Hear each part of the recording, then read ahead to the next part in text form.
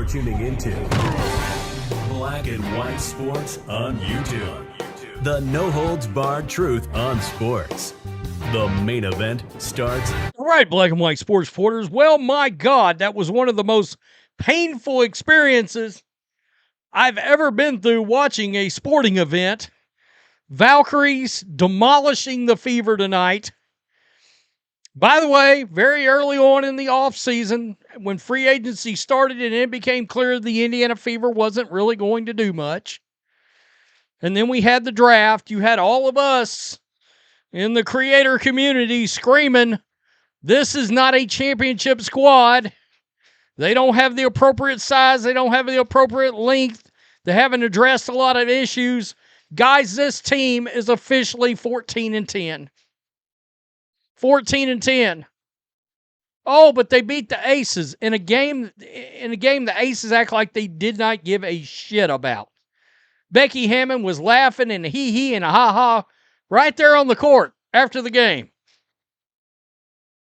Becky Hammond knows the real season doesn't start for that team until they get to the playoffs. And then it's championship or bust. Tonight, it boiled over. Caitlin Clark, her frustration is up here. All of it. You can tell all the drama, everything that's going on. And tonight, the refereeing, I normally, you guys know, I normally say, you're not going to get the calls. At this point, they're not going to give you the calls. So you have to act like it's not happening and play through. Woo-wee. Caitlin Clark showed out tonight. Her shot was not there, and the frustration boiled over. It boiled over right here. 4 of 14 from the field, 1 of 8 from three-point range. 13 points, 6 assists, 3 rebounds. Aaliyah Boston, 15, 6 of 11. Kelsey Mitchell, 7 of 16, 20 points. Sophie Cunningham, 10 points, 2 of 4 from three-point range. It was an ugly, ugly game. And it felt like the Valkyries pretty much had this bad boy from the get-go. Like they pretty much consistently dominated this thing from beginning to end. And you guys that want to celebrate Stephanie White and her coaching prowess, go ahead. Have at it. I may be the last person screaming from the mountaintop. This is not going to work as currently constituted. It's not going to work. All right, she's got one of the biggest superstars on the planet in all of sports. This system, it's not built for her. And I think Caitlin knows that. I think we're seeing that boil over. But she's all class. She's not going to bring it up. Now, in fairness, her agent should bring it up. But her agent's part of the club. So she's not going to bring it up. Right here, my boy John Root. Caitlin Clark has the worst whistle in the league. But they allowed her that emotion. This was a drive-in right here. Was not called a foul. And, wow, I got to tell you, it was on and popping in this game. Even make a move to try to keep Burton off. Caitlin crashed out on the refs. Right here. Right here. She lost it. And you could tell at one point in the game, later after this, she got pulled out of the game, and I think she slammed the table on the way out of the game. But this is another look at this. Real close. I've got to be honest. The officials allowed. She said, F. I've been fouled 5 effing times. Give me a effing call. F.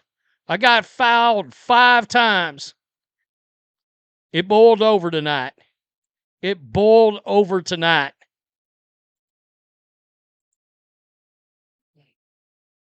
Caitlin Clark with one of the prettiest behind-the-back passes you'll ever see. She missed the shot. Look at that. Guys, I used to watch Larry Bird make those kind of passes. And it was a thing of beauty then. It's still a thing of beauty now. Caitlin Clark gets a jumper to go. Finally. She finally got a jumper to go. Right here. Knocked it down. And wow. What a game. What a game to watch. And not in a good way, folks. Not in a good way. Sophie Cunningham. Booyah. Yeah. Sophie continues to be basically the best three-point shooter in all the league for the last, 3 weeks, 4 weeks now? I think it's time that we start bringing up Sophie Cunningham for 6th Woman of the Year. I think she's right there. I think she's right there. Guys, this is a tough game. This was a tough game to watch. You can feel, it felt like as we was watching Caitlin Clark's emotion on the court tonight, that all the pressure, all the no calls, all the drama with the other players in the league, the Alyssa Thomas thing, we can go all the way back. Marina Mabry, Kennedy Carter, Angel Reese clotheslining. Caitlin Clark, you got Chelsea Gray claiming that Caitlin Clark fans are calling her the N-word when there was no proof that that guy had any connection to Caitlin Clark. The fans, Indiana Fever, none of that. And then Caitlin Clark has to have all that put on her. And she's dealing with that. I mean, there was no reason for the insinuation of that to be on Clark, but that's what was done. And it's clear that I do not believe that this organization and Caitlin Clark are going to work out. I don't believe that. Or it's going to be a her or them scenario. Stephanie White, Lynn Dunn, Kelly Krauskopf, goodbye. Clean house. Bring in somebody new. Or Caitlin Clark gets traded. One of the two. But you combine everything. They have taken this force that came into the league and they have regulated her to the third option on this team. Caitlin effing Clark has been regulated to the third mother effing option on this team. That's pretty wild to say. But that's what's happened here. All right? That's what's happened. And I think you're seeing it boiling over now. I'm going to say this out loud. I brought it up in the Ben Daniel Podcast TV chat tonight. I said, Caitlin Clark's got the leverage. Caitlin Clark's got the power. She is the most popular women's sports athlete in the world. She's got the power and the leverage. Caitlin's been all class. Caitlin has got to be able to walk into that office and start kicking ass and taking names. Tell me what you think. Oh, there'll probably be some folks that don't like my video tonight. I'm just calling it like I see it. I'm sorry, but if I own this franchise, this team would be built around Caitlin Clark. And I guarantee you, as far as my business goes as the Indiana Fever franchise, I would be printing money. She is the money. You protect the money.